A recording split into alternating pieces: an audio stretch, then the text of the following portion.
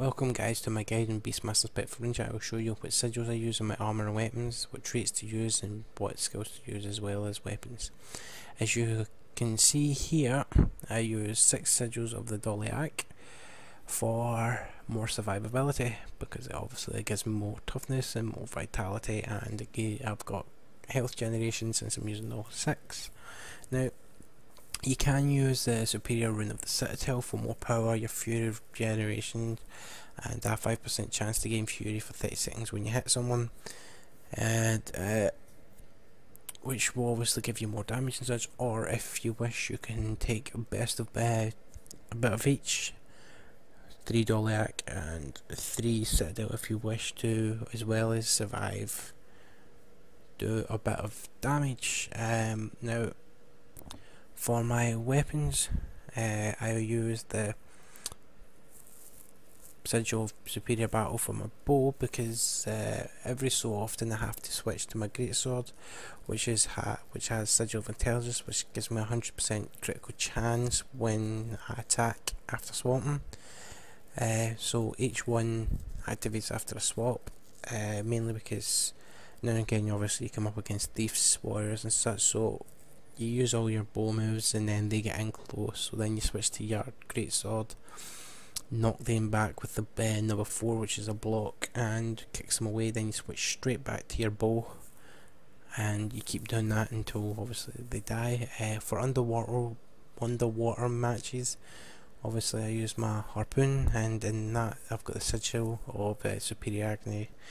Since the harpoon's all about bleeds, that's the reason I've chosen obviously the superior agony, because it increases my inflicted bleeding duration.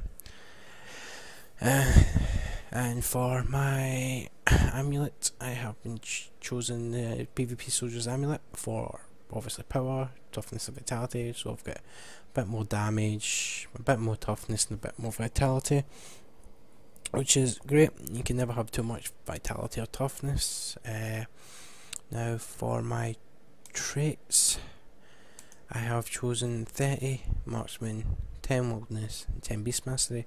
Now you can, for my first trait in marksmanship, I have chosen Beastmaster spawn, so when my pet's health reaches 50%, then I gain fury and might for a while, which is always good because your pets, most people try and get rid of them first, so the minute it hits 50%, you can obviously nuke the target. Other than that, you can either take steady focus, which gives you a 10% damage increase when your endurance is full, or you can also take Signet of Mastery, which your signets will recharge 20% faster. For the second one, I chose Eagle Eye, obviously for the increased range of my bow and my harpoon, and it also gives them a 5% damage bonus. And for my Grandmaster, I have chosen Signet of Beastmaster, because obviously every time I use my signets, my pet will get its usual buffs plus how you fight him, which is really handy, especially if you're up against a guardian or a warrior or even a thief, because they're pretty quick and they're really annoying to fight.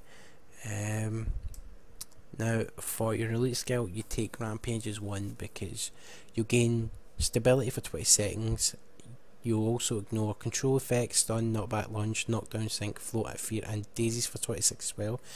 You'll get Fury, which increases your critical chance by 20% for 20 seconds, and Swiftness, which will increase your movement speed by 33% for 20 seconds, and it will also grant might to your pet when you attack, so obviously that's always great. Now for your weapons, you'll want to take LongBow for your main hand, and for your secondary weapon you'll either want to take the greatsword for the counter attack, which you block and counter with a kick that pushes your foe back, or you will want to take the sword and any other offhand, which is optional.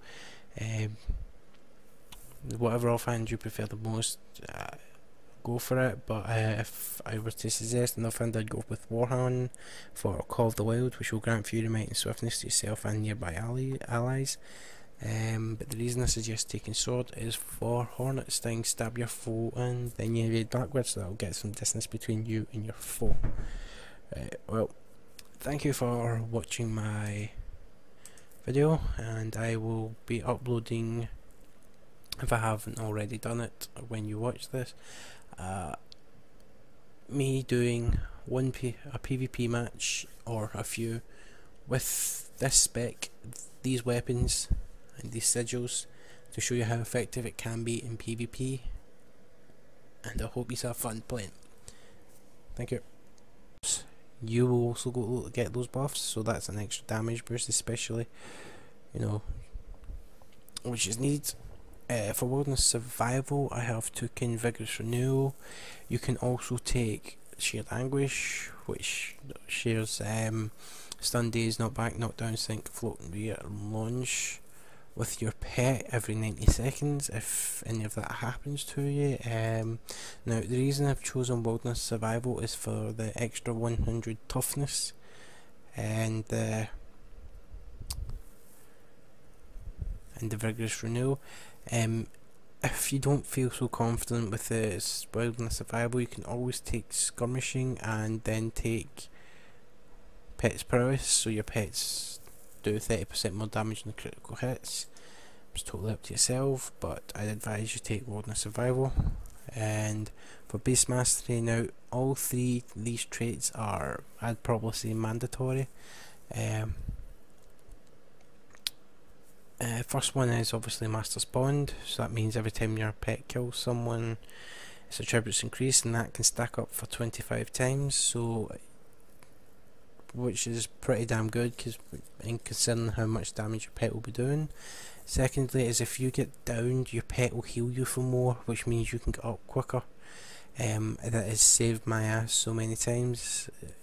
It's really handy to have. And thirdly, your pet has a natural health regeneration, so while it's in its fight, its health will randomly regenerate every so often, which is pretty handy, especially when you're in a long drawn out fight and you don't want to lose your pet. Now for my slot skills, I take healing spring and throw unguent. If you're going to stand still a lot and just fire off without having to move, then healing spring's the way to go. But if you're always on the move, either take throw unguent or healers 1.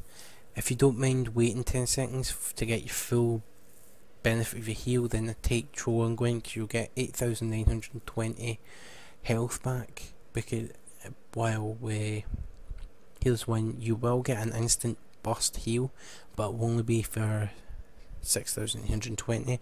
In my opinion, I'd rather wait the 10 seconds, because you can knock somebody back and then you can fire off barrage, which will keep them away from you, and you'll get your 10-second heal and you'll get the full benefit of it.